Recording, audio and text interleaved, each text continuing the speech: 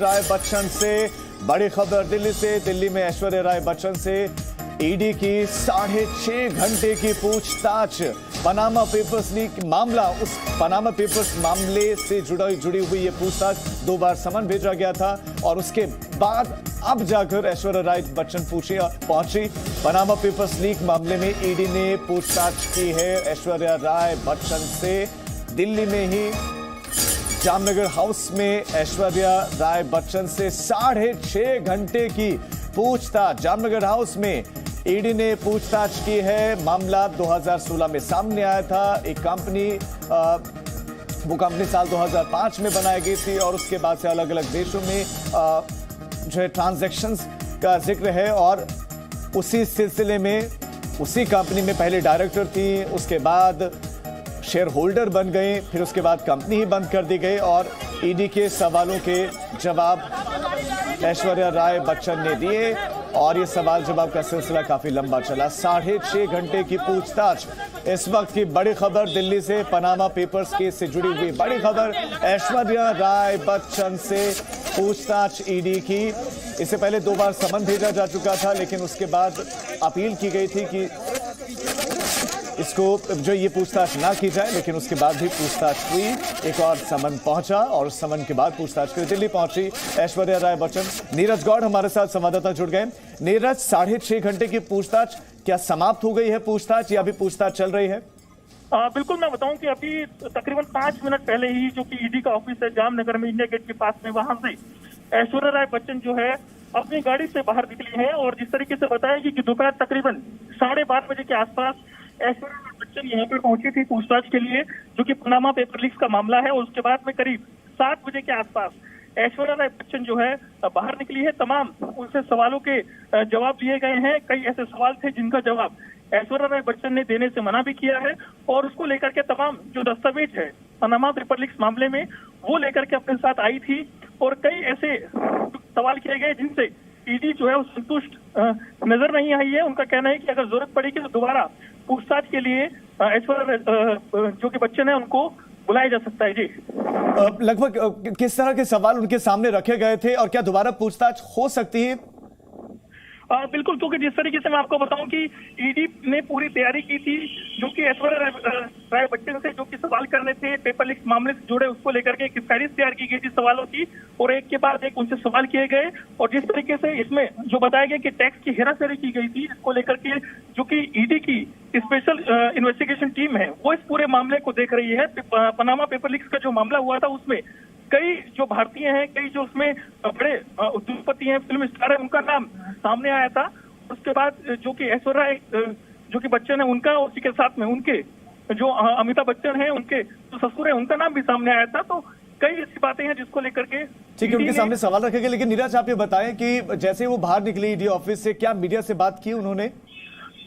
बिल्कुल, मैं आपको बताऊं कि यहाँ जो कि जामनगर में इनका ऑफिस है ईडी का, उसके 2 गेट हैं। पीछे वाले जो कि गेट है वहां से ऐश्वर्या राय को बाहर निकाला गया और जो कि जिस गाड़ी में बैठी और वहां पर शीशा लगा हुआ था गाड़ी में, जिसके बाद में उनसे सवाल जवाब तो किए गए लेकिन किसी भी तरीके से कोई जवाब उन्होंने नहीं दिया है। और उसके बाद यहाँ से निकली है और जहां पर वो होटल में थी वहां पर जाएंगी और उसके बाद अगर ईडी को जरूरत पड़ती है तो दोबारा उनको समझ। नीरज, आप हमारे साथ बने रहे। बड़ी खबर आपने दी है। ये पूछताछ आज के दिन की तो खत्म हो गई है, पूछताछ समाप्त हो गई। अगर ईडी को लगेगा कि और सवालों के जवाब उनको चाहिए तो बुलाया जा सकता है, लेकिन आज के दिन पूछताछ समाप्त।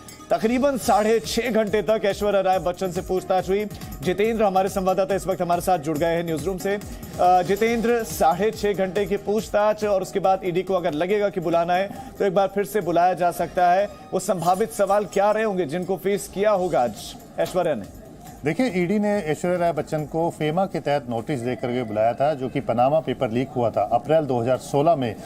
जो पनामा पेपर्स लीक हुए थे उसमें ऐश्वर्या राय बच्चन का नाम निकल करके सामने आया था, जिसमें बताया गया था कि साल 2005 में ऐश्वर्या राय ने अपने पिता, माँ और भाई के साथ मिलकर के वहाँ पर ब्रिटिश वर्जिन आइलैंड के अंदर एक कंपनी खोली है और उसके अंदर करीब $50,000 का निवेश किया हुआ है। इसे फैमिली ट्रस्ट की तरह बताया गया था।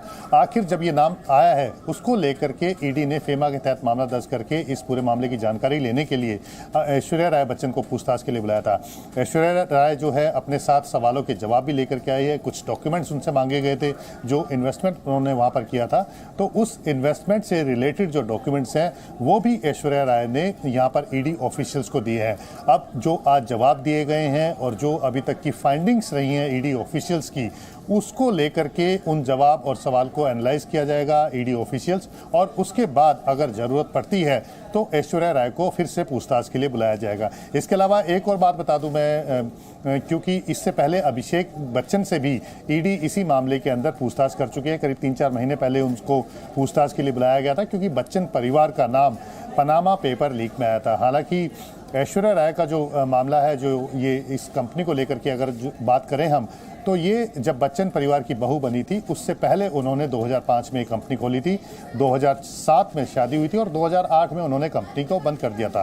तो ये एक अलग मामला था, लेकिन क्योंकि वो बच्चन परिवार से जुड़ी हुई हैं, उनकी बहू हैं, अभिषेक बच्चन की पत्नी है वो, तो इसलिए अगर पूरे परिवार को अगर हम लेकर कहें तो करीब 7 कंपनियां ऐसी हैं जिसको लेकर के ईडी इस पूरे मामले की जांच कर रही है। लेकिन ये इंडिविजुअल भी चल रही है क्योंकि जो बच्चन परिवार की जो कंपनियां हैं उसको लेकर के ईडी अलग से जांच कर रही है, जिसमें अभिषेक बच्चन से फिलहाल पूछताछ हो चुकी है एक बार, लेकिन अगर ज़रूरत पड़ती है तो आगे उसको या फिर अमिताभ बच्चन को पूछताछ के लिए बुलाया जा सकता है। लेकिन अभी तक ऐसा कोई बुलाने के बारे में ईडी ने कोई जानकारी नहीं दी है। ठीक उसी तरह से अगर हम इस केस की बात करें तो इस केस को लेकर के पूछताछ के लिए बुलाया गया था, जिसको लेकर के जो एविडेंसीज हैं, जो इन्वेस्टमेंट था या उन्होंने भारत सरकार को या भारत की जो एजेंसीज हैं, आरबीआई है, सीबीडीटी है, इन सबको इस बात की जानकारी दे रखी थी या नहीं दे रखी थी, इस बारे में सवाल पूछे गए थे ऐश्वर्या राय से कि जब 2005 में ब्रिटिश वर्जिन आइलैंड के अंदर जब कंपनी खोली गई थी तो क्या उसके बारे में